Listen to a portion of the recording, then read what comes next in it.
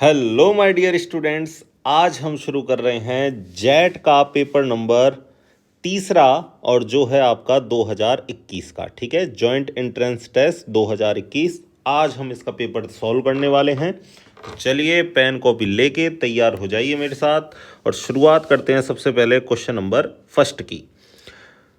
पहला क्वेश्चन आपका, कैलामाइन जो अयस्क है वो किस धातु से संबंधित है। कैलामाइन जो ओर है वो किस मेटल से रिलेटेड है। तो कैलामाइन जो होता है वो होता है ZnCO3 और ZnCO3 का मतलब ये किससे संबंधित है भाई, जस्ते से। ठीक है, मैं आपको ये जो बाकी धातु दे रखे हैं इनके भी मैं आपको एक एक दो दो अयस्क बता देता हूँ।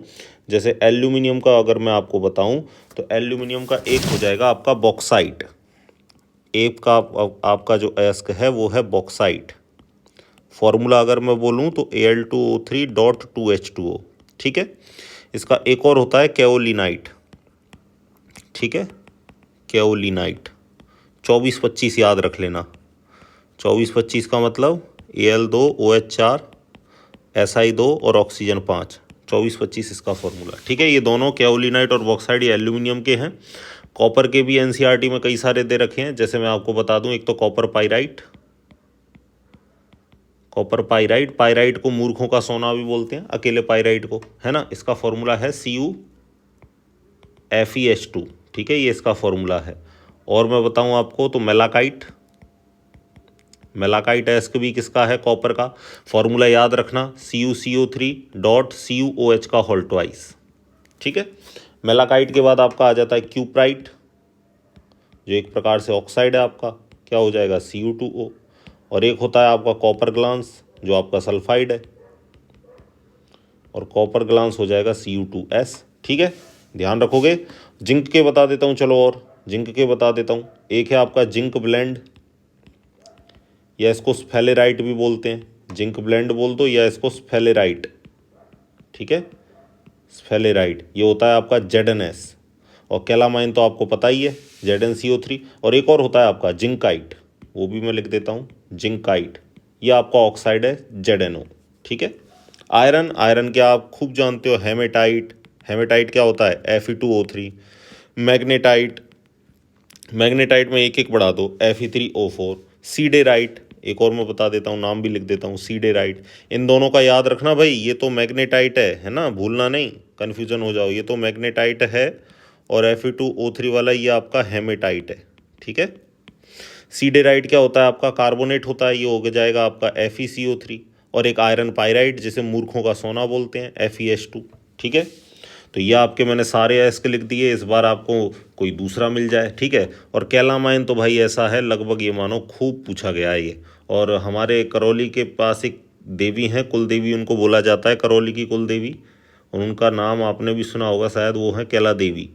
तो मैं इसी से बच्चों को याद रखाता हूँ कि जय कैलामा। मैं क्या बोलता हूँ, जय कैलामा। तो जय से याद हो जाता है जिंक और कैला से याद हो जाता है कैलामाइन। तो कुल मिला के कैलामाइन किसका अयस्क है भाई, आपका जिंक का अयस्क है। ठीक है, तो कुछ भी आप ट्रिक जोड़ के इस चीज़ों को, इन चीज़ों को याद कर सकते हो। तो आप इनको लिख लो या स्क्रीनशॉट ले लो, मैं इसको डिलीट करता हूँ। ठीक है, चलिए आगे चलते हैं। नेक्स्ट देखो, तो फर्स्ट हो गया आपका इसका जस्ता ZnCO3। आगे की बात करते हैं। हाइड्रोजन सदस्य परमाणु की बोर त्रिज्या का सूत्र है। अब एग्जामिनर ने सोच लिया था कि ये क्वेश्चन मेरे को बच्चे से सॉल्व ही नहीं करवाना। ठीक है, तो लेकिन हम बैठे हैं सॉल्व करने के लिए।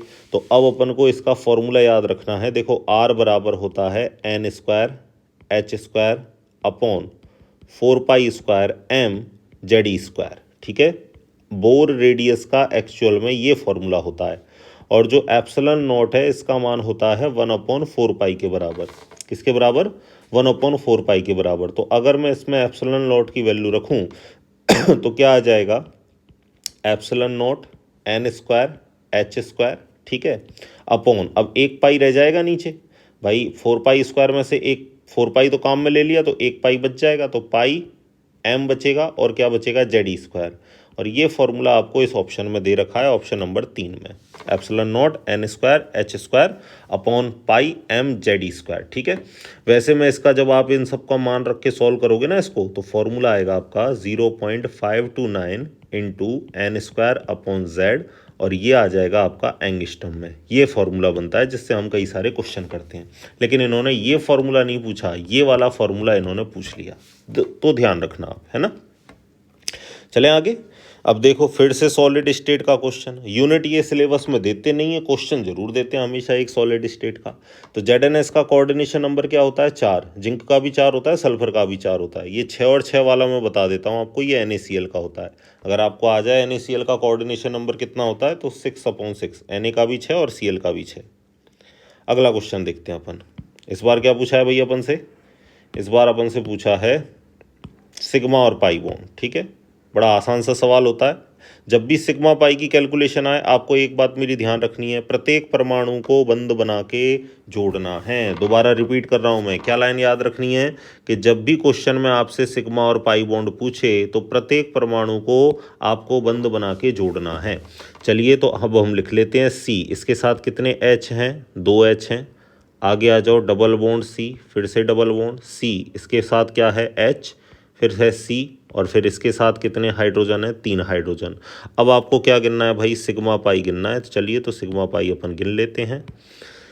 ये हो गया 1 sigma, 2 sigma, 3 sigma, 4 sigma, 5, 6, 7, 8, 9। 9 sigma हो गए, और कितने पाई हो गए?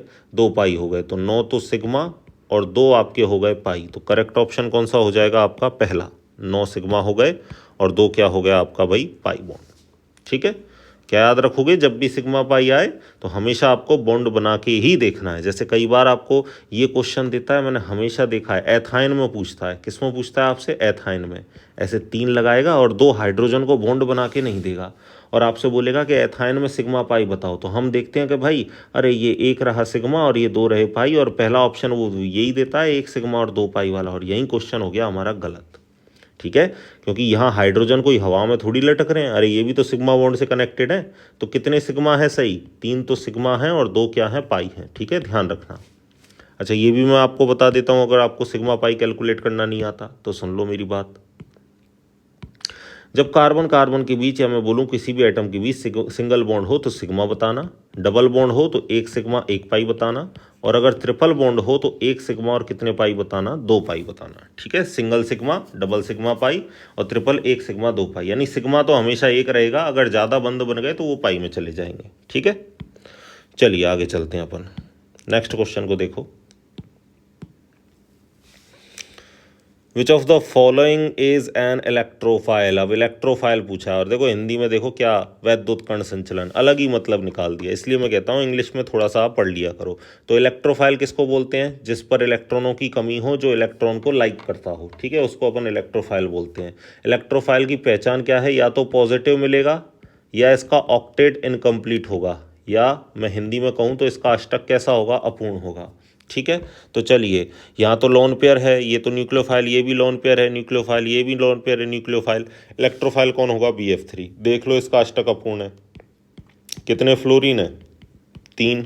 आप सभी को पता है कि एक बोरोन कौन से वर्ग का है? 13वें वर्ग का। तो 3 इलेक्ट्रॉन इसके, 1 इलेक्ट्रॉन किसने दे दिए? फ्लोरीन ने। इसके वैलेंसी सेल में टोटल कितने इलेक्ट्रॉन आए? 6। 8 इलेक्ट्रॉन तो हुए ही नहीं। 8 इलेक्ट्रॉन होते तो मैं कह देता अष्टक पूर्ण है। 6 ही इलेक्ट्रॉन है, अष्टक अपूर्ण है, इसलिए यही आंसर होगा। ठीक है, चलें आगे। चलिए नेक्स्ट देखो। अगला question, which of the following is antibiotic. Antibiotic कौन है भाई? सबसे पहले जो एंटीबायोटिक खोजी वो कौन सी? आपकी पेनिसिलिन। ठीक है, याद रखना। अगला एंटा एसिड। एंटा का मतलब प्रति, एसिड का मतलब अम्ल। इसको हिंदी में बोलते हैं प्रति अम्ल।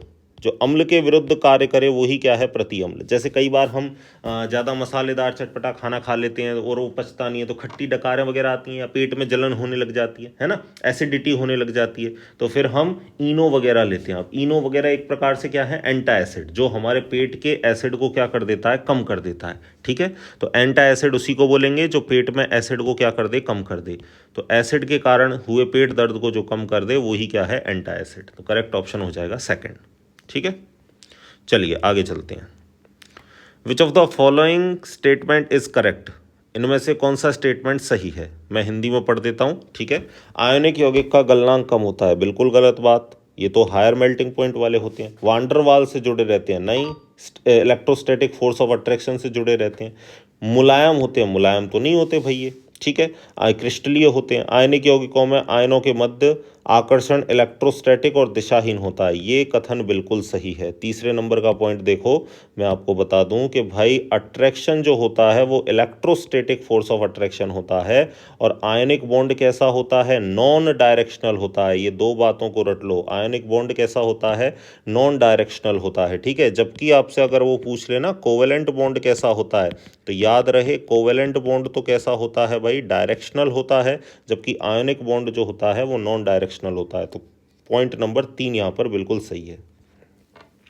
आगे चलते हैं। What is the molarity of 5 gram of NaOH in 450 ml solution. तो मोलरिटी का क्वेश्चन है, मोलरता का प्रश्न है। मोलरता आप सभी जानते हो क्या होता है भाई, मोलरता बराबर मोल बटा लीटर, ठीक है। विलेय के मोल बटा विलयन का आयतन, यही होता है फॉर्मूला। चलो इसको मैं और अच्छे से आपको सॉल्व करा के बता देता हूँ, डिटेल से मैं इसको लिख देता हूँ। देखो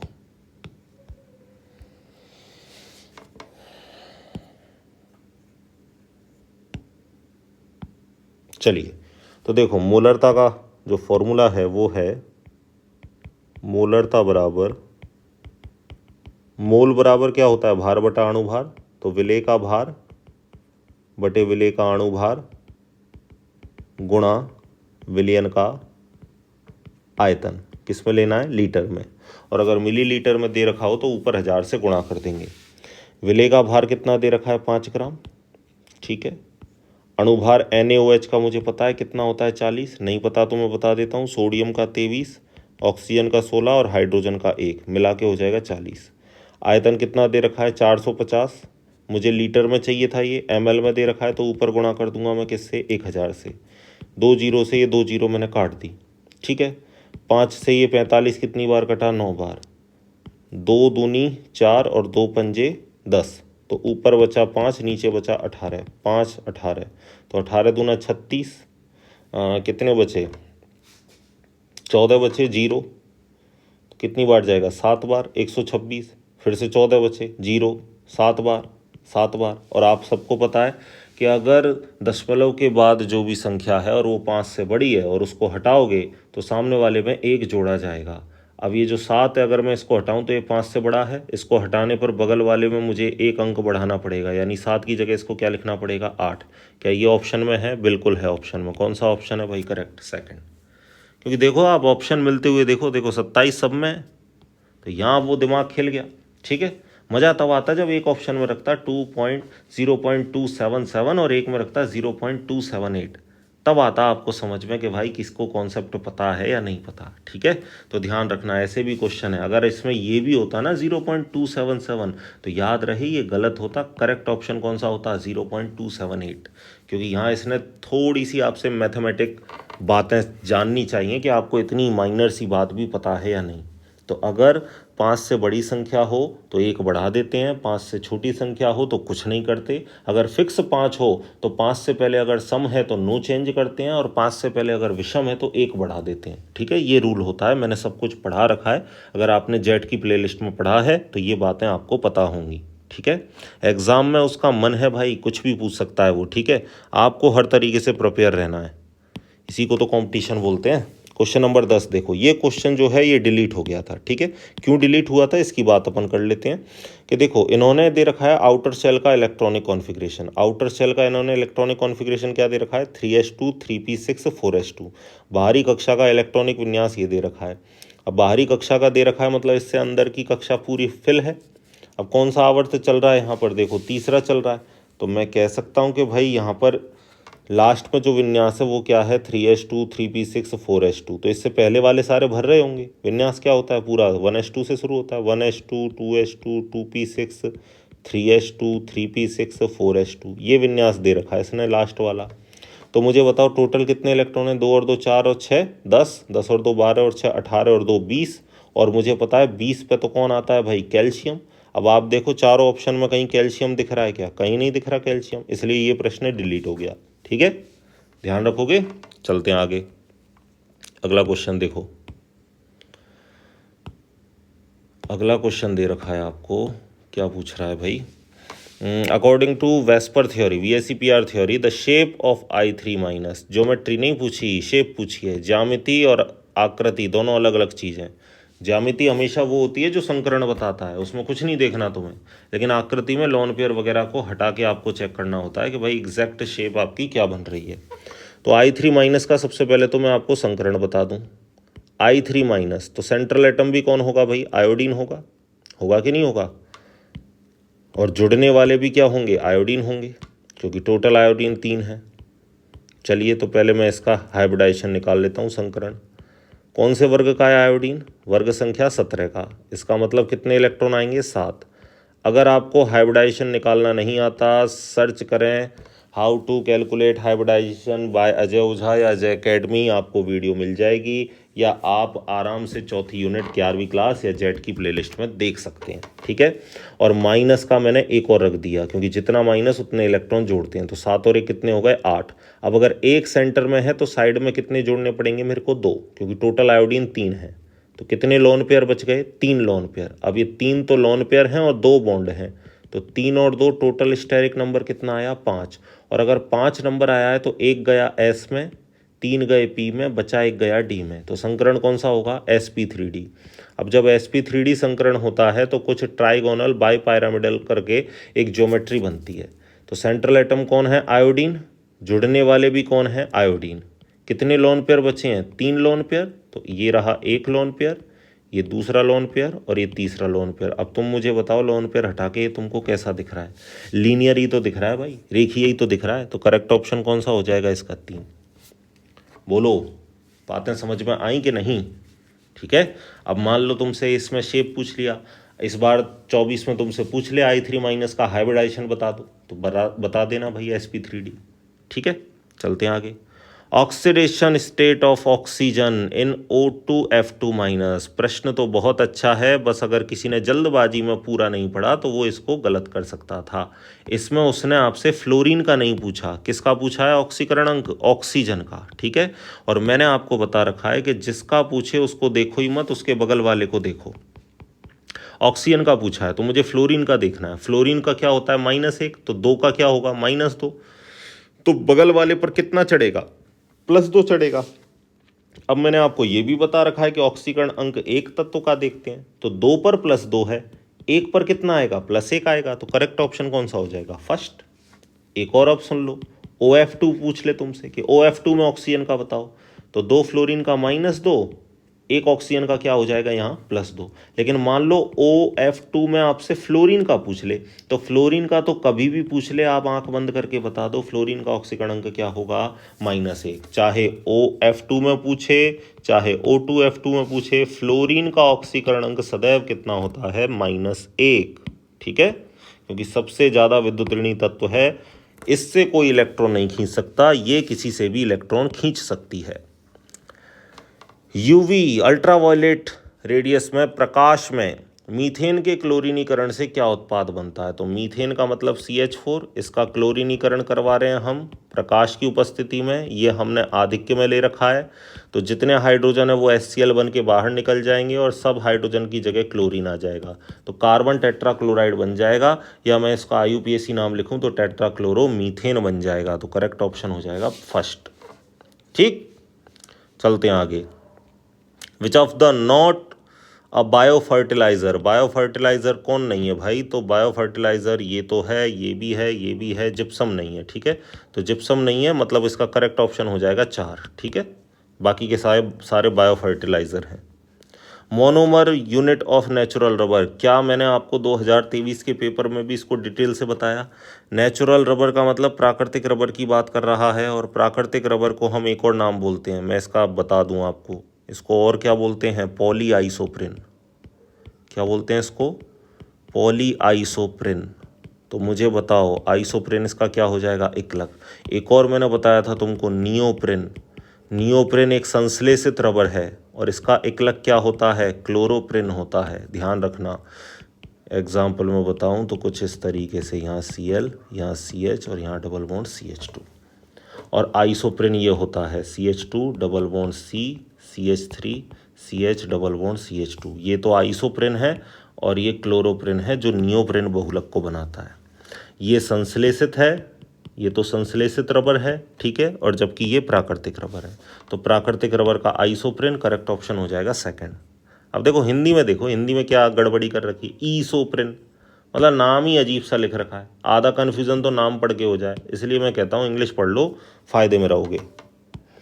नेक्स्ट चलो, विच protein is found in milk, क्या बढ़िया क्वेश्चन है भाई, दूध में कौन सी प्रोटीन मिलती है। अब जल्दबाजी में आप कर सकते हो लैक्टोज, लेकिन लैक्टोज गलत हो जाएगा, क्योंकि ये तो दूध में पाई जाने वाली शर्करा है, दुग्ध में पाए जाने वाली शर्करा। अगर शर्करा पूछता तो मैं बोल देता लैक्टोज, लेकिन प्रोटीन पूछा है उसने, और दूध में कौन सी प्रोटीन मिलती है, केसीन, ठीक है। आगे चलो, फर्स्ट ऑर्डर का इसने क्या पूछ लिया, यूनिट पूछ ली भाई। प्रथम कोटि की इसने आपसे क्या पूछ ली, यूनिट पूछ ली। तो देखो मैं आपको सारी यूनिट निकालने का एक फॉर्मूला बता देता हूँ जनरल सा। अब चाहे तुमसे वो शून्य कोटि पूछ ले, प्रथम पूछ ले, कुछ भी पूछ ले, तो मोल पर लीटर, ठीक है, और सेकंड इनवर्स, ये फॉर्मूला है। अब n बराबर जो भी कोटि है ना वो रख दो। मान लो मेरे से ये शून्य कोटि पूछता तो n की जगह मैं 0 रख देता। 0 रखने का मतलब क्या आ जाता, मोल बटा लीटर, ये आ जाता, क्योंकि एक में से एक गया 0, और इधर क्या आ जाता, सेकंड इनवर्स। तो मुझे बताओ क्या आ जाता भाई, आप रख, सॉरी, एक में से 0 जाता तो यहाँ 1 बच जाता, तो मोल, लीटर ऊपर जाके लीटर इनवर्स और सेकंड इनवर्स। ये तो किसका है, 0 ऑर्डर का। बात करें फर्स्ट ऑर्डर की, तो फर्स्ट ऑर्डर में मुझे बताओ क्या हो जाएगा, एक और इधर एक रखोगे तो एक में से एक चला जाएगा, तो क्या हो जाएगा, यहाँ टोटल 0 आ जाएगा। तो क्या बचेगा भाई, किसी की पावर 0, उसकी वैल्यू कितनी होती है, 1। तो फर्स्ट ऑर्डर में केवल क्या बचेगा, सेकंड इनवर्स। करेक्ट ऑप्शन कौन सा हो जाएगा, तीसरा। मान लो आपसे कौन सा पूछ लेता, सेकंड ऑर्डर की पूछ सकता है, तो मैं इसको भी बता देता हूँ। आपसे मान लो सेकंड ऑर्डर पूछ लेता, तो फॉर्मूला तो यही है, मोल लीटर 1 माइनस n और सेकंड इनवर्स। तो n की जगह 2 रख देता हूँ मैं सेकंड ऑर्डर के लिए, तो मोल लीटर, एक में से गया 2, एक में से गया 2 और सेकंड इनवर्स। तो मुझे बताओ यहाँ -1 बचेगा, मोल लीटर -1 सेकंड इनवर्स। तो मोल तो हो जाएगा इनवर्स, लीटर ऊपर आके माइनस होता, माइनस माइनस हो जाएगा प्लस, और बचेगा सेकंड इनवर्स। तो ये किसके लिए हो गया, ये किसके लिए हो गया भाई, सेकंड ऑर्डर के लिए, ठीक है। प्रश्न में हमसे फर्स्ट ऑर्डर की बात करिए, तो करेक्ट ऑप्शन हो जाएगा सेकंड इनवर्स। आगे चलते हैं, ठीक। कितने सिग्निफिकेंट फिगर हैं, सार्थक अंक, तो भैया प्रथम गैर शून्य अंक के बाद अगर शून्य हो तो ये शून्य सार्थक अंक नहीं होती। इसमें सार्थक अंक केवल कितना होगा, 1। 10 में कितना होगा, 1। 10,000 में कितना होगा, 1। 1,00,000 में कितना होगा सार्थक अंक, 1 ही होगा, ठीक है। अच्छे से पढ़ा रखी हैं सारी बातें। सार्थक अंक शुरुआत में ही है, प्लेलिस्ट में आप देखोगे तो शुरुआत में ही सार्थक अंक मैंने आपको अच्छे से पढ़ा रखे हैं, देख लेना। नेक्स्ट आपसे क्या पूछा है, आयनाइजेशन एनर्जी का ऑर्डर पूछा है, ठीक है। आयनाइजेशन एनर्जी का ऑर्डर, तो आयनीकरण ऊर्जा का सही क्रम क्या है, हमको पता है ऊपर से नीचे आयनन ऊर्जा घटती है, बाएं से दाएं जाते हैं तो आयनन ऊर्जा बढ़ती है, ऊपर से नीचे जाते हैं तो आयनन ऊर्जा घटती है। तो भाई पहला जो पीरियड है वो कौन सा है आपका, वो ये है, ली ब बी, है ना, ये है क्या, एक सेकंड रुको, मैं इसको हटा के इधर लिखता हूँ।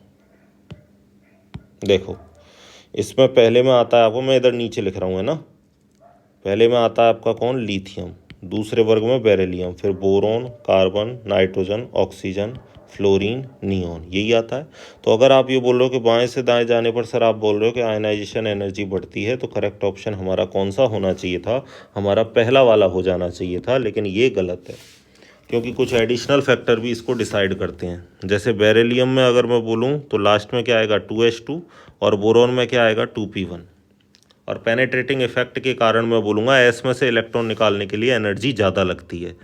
तो भाई लिथियम के बाद बोरोन आएगा, और बोरोन से ज़्यादा एनर्जी किसको देनी पड़ेगी, बेरिलियम को। फिर नाइट्रोजन में क्या होता है, 2P3, और इसमें क्या होता है, 2P4।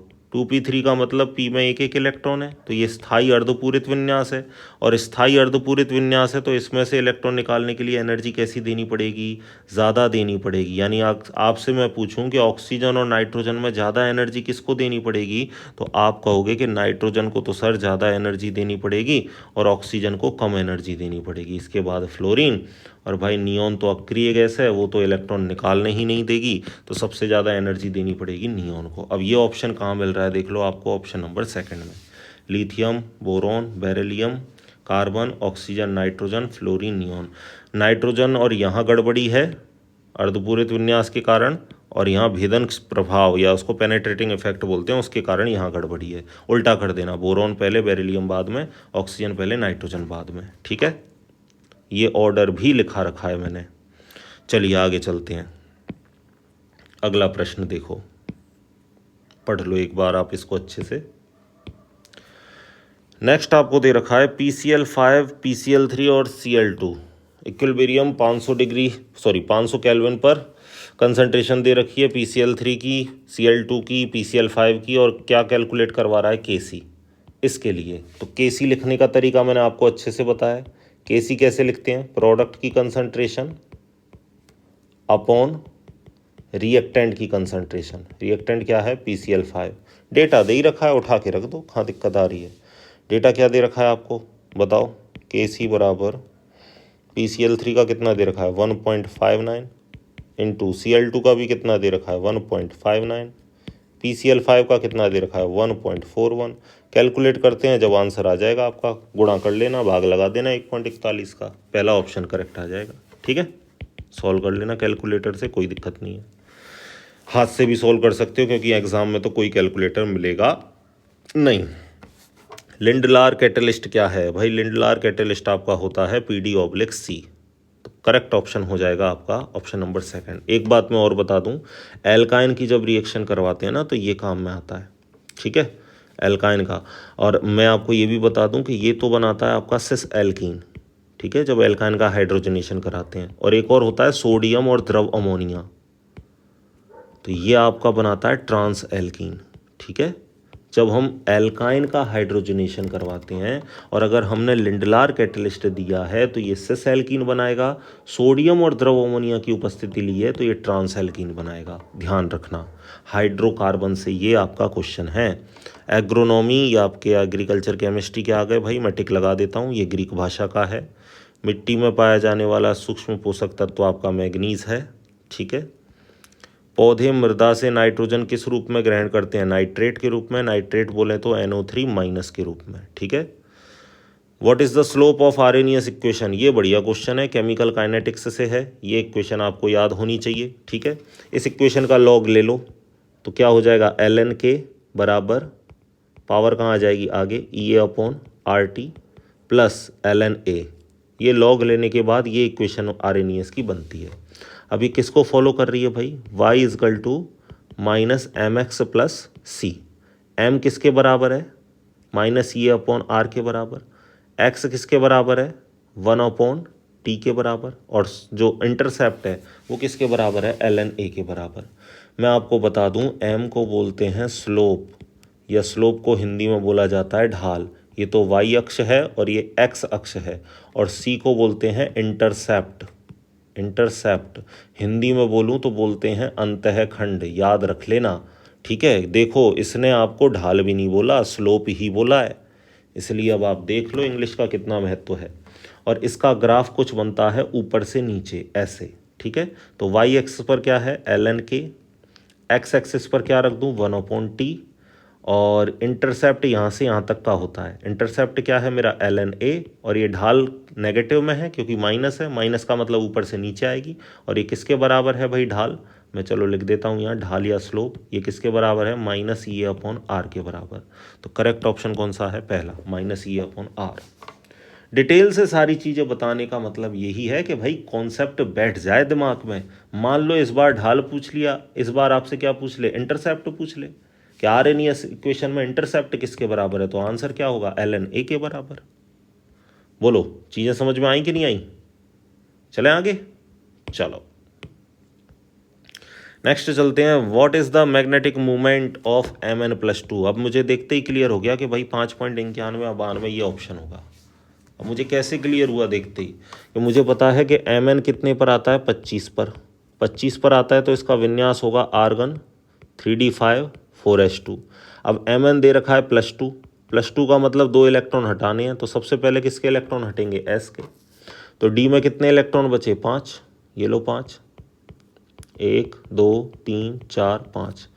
और चुंबकीय आघूर्ण निकालने का फॉर्मूला क्या है, μ = √NN+2। याद रहे n+1 नहीं होता, कई बार आप 1 कर देते हो। इसको याद रखने के लिए याद रखना कि 2n है तो +2 ही आएगा, +1 नहीं आएगा।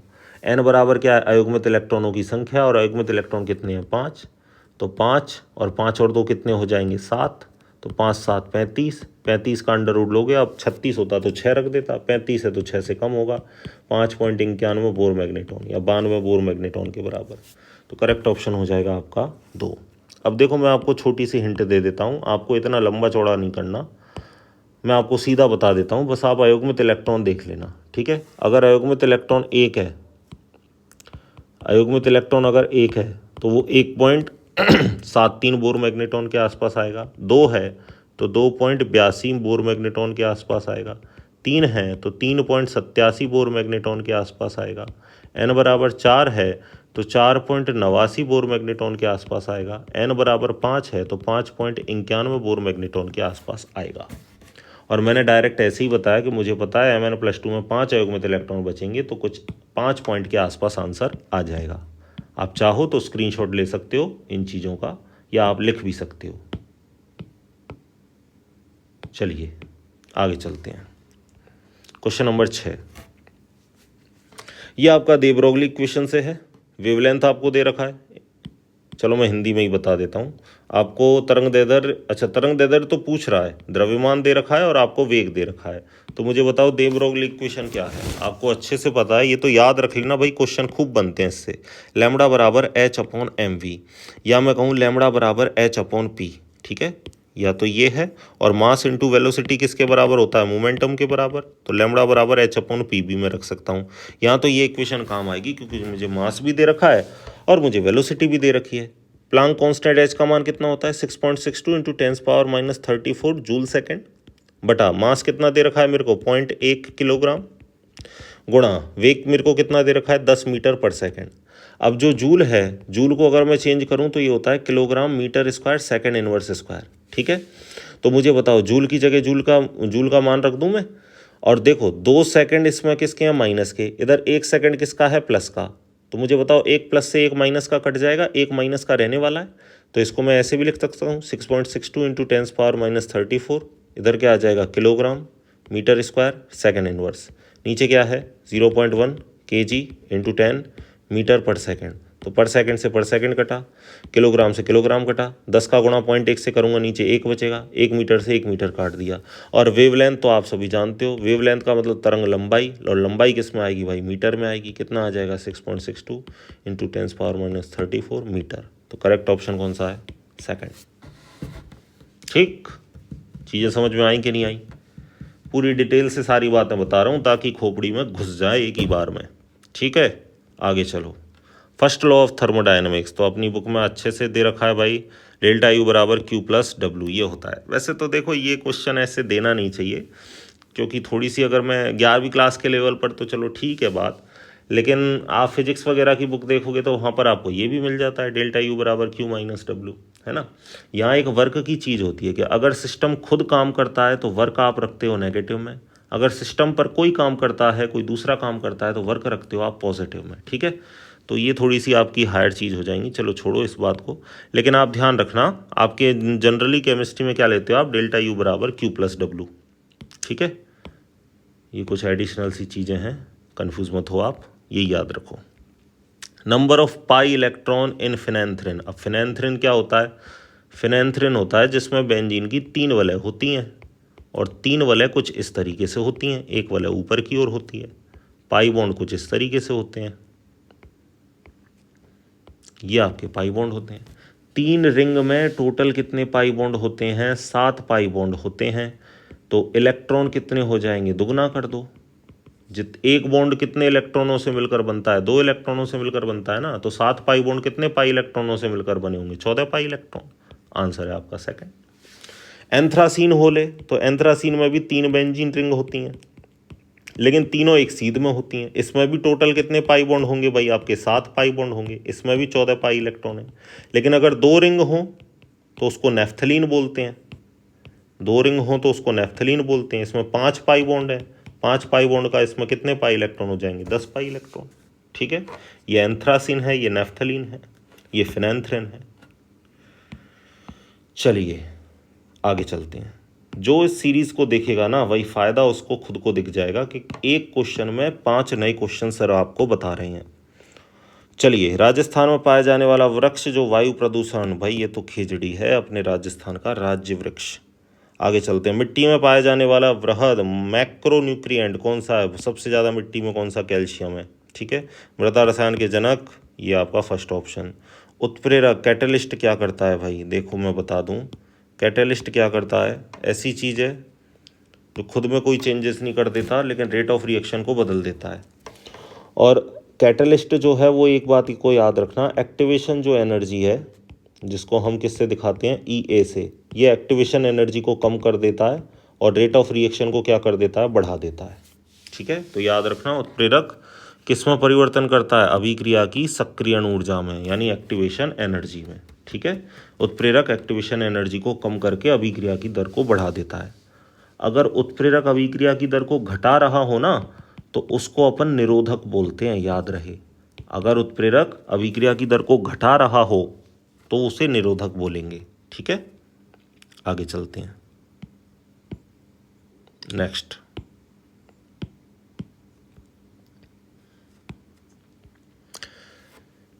थ्री श्रृंखला में दिए गए किस संक्रमण धातु की ऑक्सीकरण अवस्था अधिकतम है? भाई ऑक्सीकरण अवस्था आपसे पूछिए मैक्सिमम, और ऑक्सीकरण अवस्था मैक्सिमम कौन दिखाता है 3D में?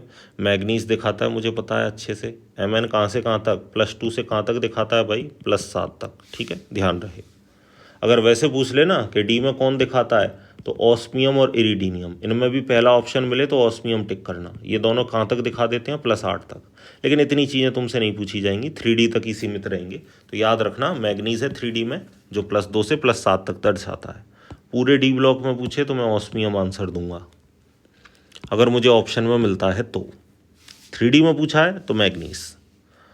Ag का सही इलेक्ट्रॉनिक विन्यास है। अब Ag किसके नीचे आता है भाई? कौन आगे आया?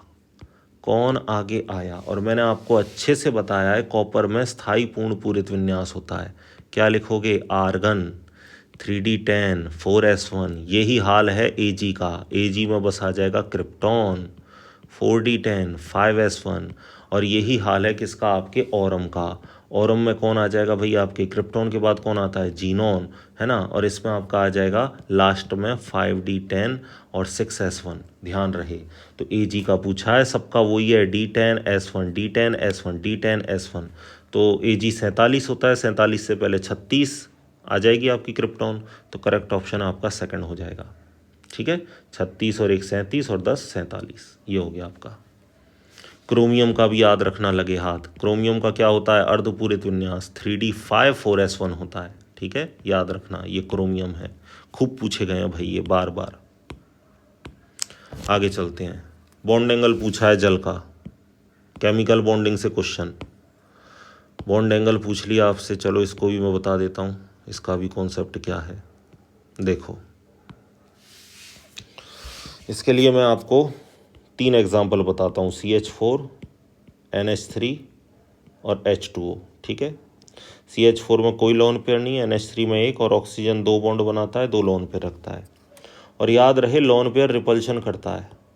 लोन पेयर में प्रतिकर्षण सबसे ज़्यादा होता है, और प्रतिकर्षण के कारण ये इधर धक्का दे रहा है, ये इधर धक्का दे रहा है, बॉन्ड एंगल घटेगा। तो जब sp3 संकरण है सभी में तो बॉन्ड एंगल कितने का होना चाहिए? 109.5 डिग्री का। लेकिन लोन पेयर रिपल्शन करता है जिससे बॉन्ड एंगल कम हो जाता है, और एक लोन पेयर बढ़ने पर 2.5 डिग्री घटा दो आप। कितने डिग्री घटा दो? 2.5 डिग्री। तो अगर इसमें से मैं 2.5 घटाऊँ तो अमोनिया का कितना बॉन्ड एंगल हो जाएगा? 107। 107 में से फिर से 2.5 डिग्री घटा दो, क्योंकि एक लोन पेयर बढ़ गया ना, तो जल का कितना हो जाएगा ये एंगल? 104.5 डिग्री का। तो याद रखना ये मैंने तीनों के बॉन्ड एंगल आपको बता दिए। तो जल की बात कर रहा है तो 104.5 डिग्री। अब ऑप्शन देख लो आप एक बार, मज़ा आ जाएगा आपको। दिख रहा है आपको ऑप्शन? देखो 104.3 104.4 104.5 104.6 कैसे मिले जुले ऑप्शन दिए हैं। तो याद रखना जब कोई भी ना हो, sp3 संकरण हो, लोन पेयर ना हो, तो 109.5 डिग्री। कई जगह 109.28 कला भी दिख देते हैं, तो उसमें भी कोई दिक्कत नहीं है। ठीक है, और एक लोन पेयर बढ़ा तो 2.5 डिग्री घटाया 107, 2 लोन पेयर बढ़ गए और घटा दिया तो 104.5। ठीक है, ये आपका करेक्ट आंसर है। आगे चलते हैं। नेक्स्ट देखो 37वां, गोबर की खाद में कितने प्रतिशत नाइट्रोजन? 0.5। एजोला का कहाँ उपयोग करते हैं? चावल में। अधिकांश खाद्य फसल के लिए आवश्यक न्यूट्रल पीएच हो भाई, ना तो एसिडिक हो ना बेसिक हो, जिससे फसल अच्छे से उगे। मिट्टी की पीएच बढ़ानी हो तो क्या करो? उसमें बेस मिला दो, और बेस क्या है? चूना। क्षार मिला दो, पीएच बढ़ जाएगी, और क्षार क्या है? चूना। ठीक है, तो मैंने आपको आज जेड 2021 का पेपर अच्छे से सॉल्व करवा दिया। आगे आने वाली क्लास में मैं करवाने वाला हूँ 2020 का क्वेश्चन पेपर सॉल्व। अगर आपको समझ में चीज़ें आ रही हैं तो कमेंट बॉक्स में लिखकर ज़रूर आप बताइए, और आपको कोई वीडियो चाहिए तो मुझे ज़रूर लिख के भेजें। मैं पूरा प्रयास करूँगा कि नेक्स्ट वीडियो में आपको उस चीज़ का लेके आऊँ। ठीक है, तो तब तक पढ़ते रहिए, खुश रहिए, मिलते हैं इसी तरीके की अगली वीडियो में। धन्यवाद।